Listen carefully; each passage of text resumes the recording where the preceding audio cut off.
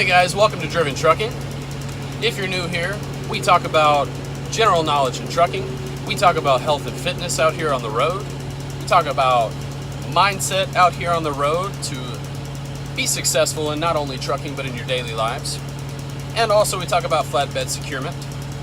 And I recently started a vlog. So if that's something that you like, please consider subscribing below. Go ahead and hit that notification bell so you know when the next time I drop a video is. So what's the first thing you should do after you buy a truck?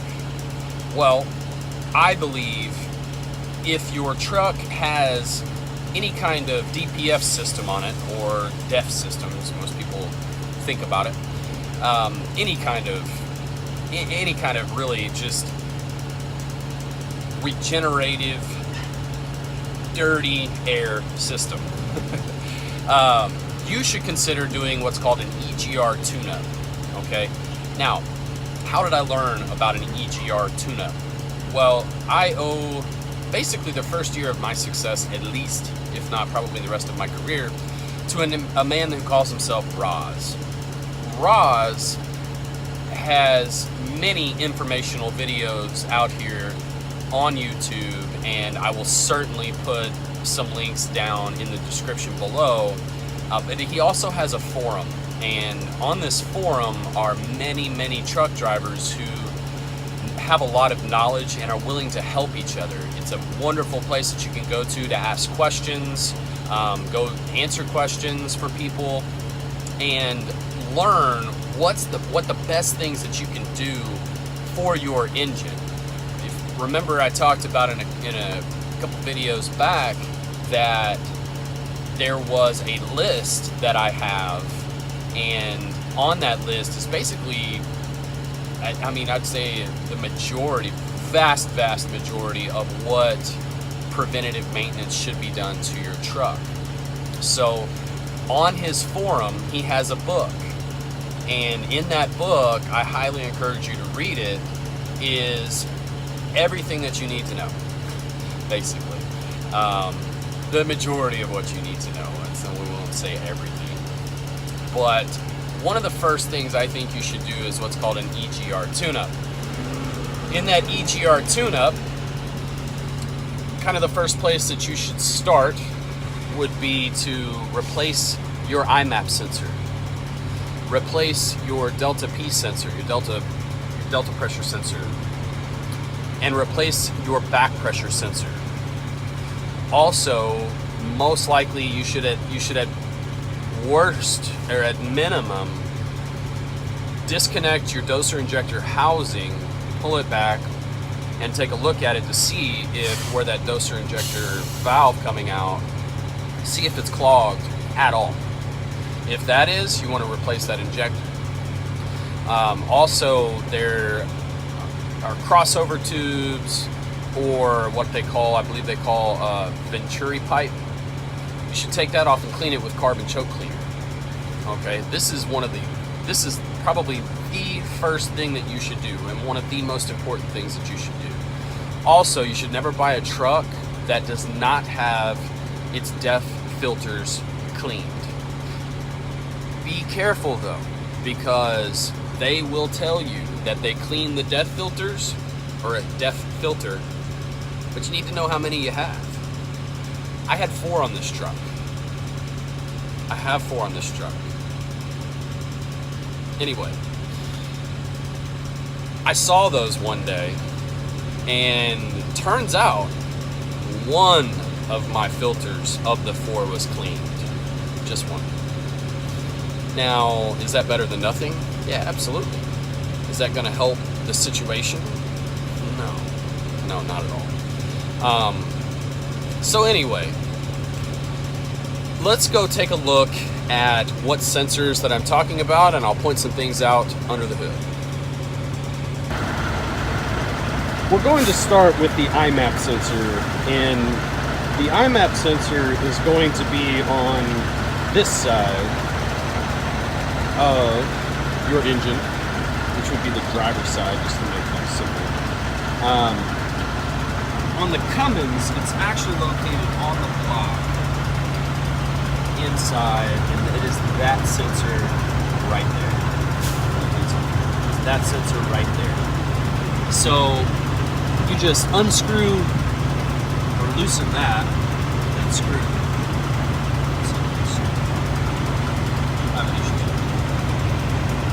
Loosen that screw, pull this cover back, and then you want to be really careful as you're pulling this out.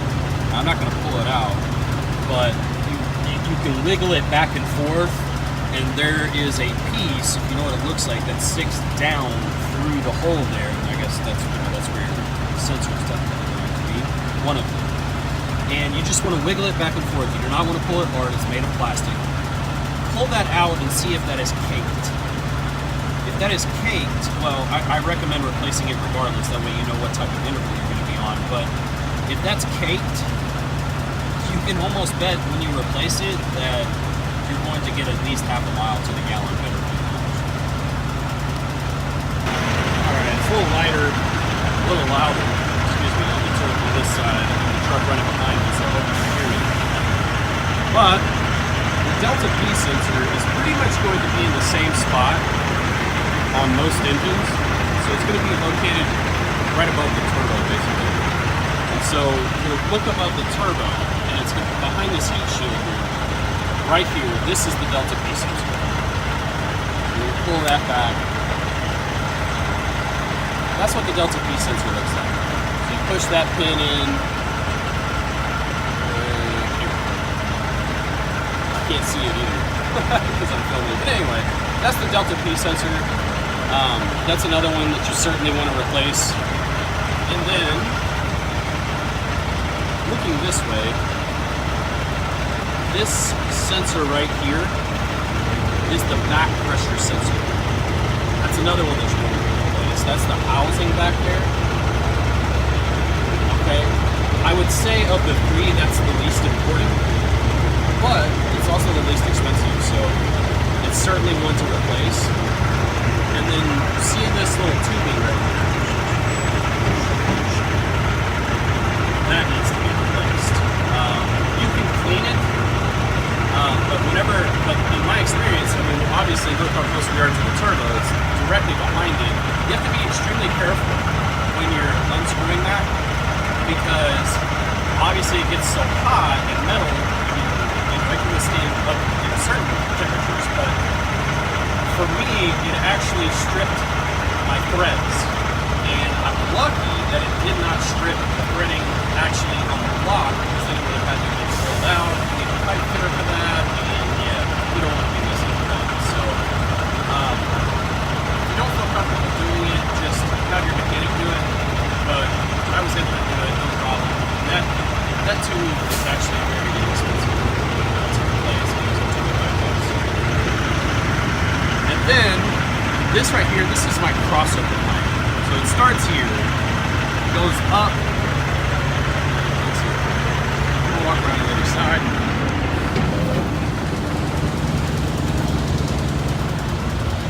See it better over here. It comes back over and around and down. That pipe needs to be taken off and cleaned with carb and choke cleaner. Okay? You're gonna get a lot of carbon out of that. I guarantee you it's probably never been cleaned. But these sensors need to be checked every 100,000 miles, as well as replaced every 200,000 miles at the most. This pipe here, you need to clean that every 100,000 miles. And if you do that, you are almost, I'm not going to guarantee it, but everybody I know that hasn't done this has had DPF issues, whereas I am over 100,000 miles in on this truck. It has over 550,000 miles on it, and I have not had a single DPF issue.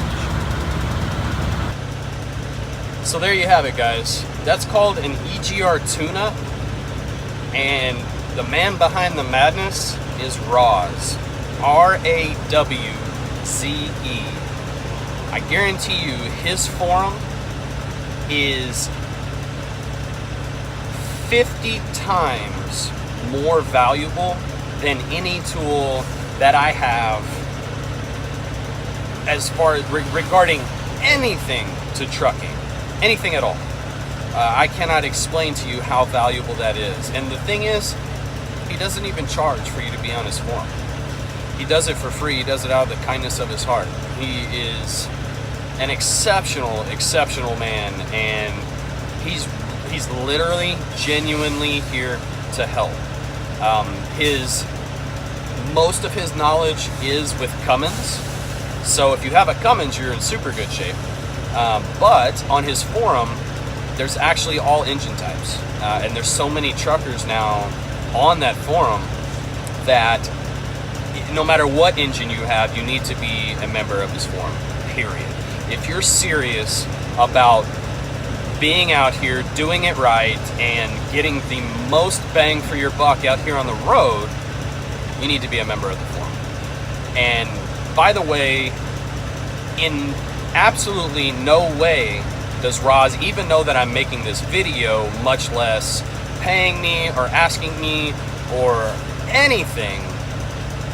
It's to support him or, you know, make this video. He has no idea.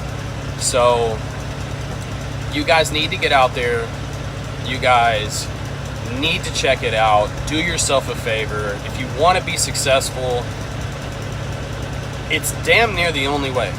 I'll just be honest. It's the only way, because you're gonna get, there's so much information out there that's good. There's good information, don't get me wrong, but there's so much misinformation out there, and he pulls back the curtains on a lot of different things, and it's food for thought. I mean, does he know everything? No, he doesn't, and he'll tell you that he doesn't. However,